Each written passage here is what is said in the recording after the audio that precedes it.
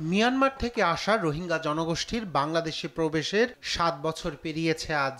২০১৭ সালের ২৫ August Myanmar সেনাবাহিনীর ব্যাপক হত্যাযজ্ঞ ও ভয়াবহ নির্যাতনের মুখে ৭ লাখেরও বেশি রোহিঙ্গা সীমান্ত পাড়ি দিয়ে আশ্রয় নেয় কক্সবাজারের উখিয়া ও টেকনাফের বিভিন্ন পাহাড়ে।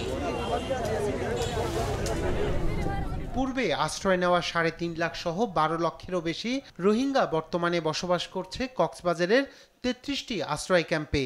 বাস্তবে এ সংখ্যা আরও বেশি, তবে কবে তারা স্বদেশে ফিরবে তা এখনও অনিশ্চিত। ২০১৭ সালে ঢাকা নেপিদোর সঙ্গে রোহিঙ্গাদের স্বদেশে ফেরত পাঠানো নিয়ে দ্বিপক্ষীয় আলোচনা শুরু করে। একাধিক বৈঠকের পর শুরু হয়েছিল তালিকার যাচাই বাছাই, তবে ঠিক তখনই মিয়ানমারের পরিস্থিতি উত্তপ্ত হওয়ায় বাধার মুখে পড়ে ফেরানোর সকল প্রচেষ্টা। এ অবস্থায় নিজের দেশে ফিরে যেতে রোহিঙ্গাদেরই উদ্যোগী হতে বলছে শরণার্থী ত্রাণ ও প্রত্যাবাসন কমিশন। আর রোহিঙ্গা শিশুদের জন্য বাংলাদেশকে সহায়তা অব্যাহত রাখবে বলে জানায় জাতিসংঘের শিশু নিরাপত্তা ও অধিকার বিষয়ক সংস্থা UNICEF. This year's state of food security and nutrition in the world. মারাত্মক সহিংসতার পর হাজার হাজার পরিবারকে তাদের বাড়িঘর থেকে নিরাপত্তার সন্ধানে অন্যত্র চলে যেতে বাধ্য করা হয়েছে।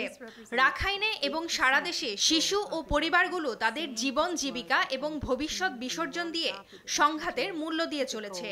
সংঘাতের পক্ষগুলোকে অবশ্যই শিশুদের সুরক্ষার জন্য তাদের দায়বদ্ধতা বজায় রাখতে হবে।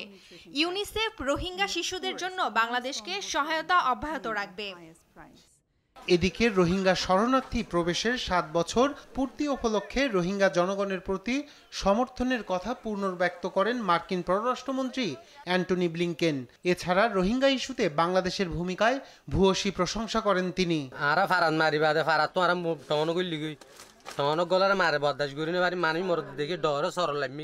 বাংলাদেশে বসবাসরত রোহিঙ্গারা মনে করেন তাদের নাগরিকত্ব, জাতিগত পরিচয়, জায়গা জমি ও গণহত্যার বিচারে নিশ্চয়তা না পেলে তারা মিয়ানমারে গিয়ে আবারও সেনাবাহিনীর নির্যাতনের মুখে পড়বে।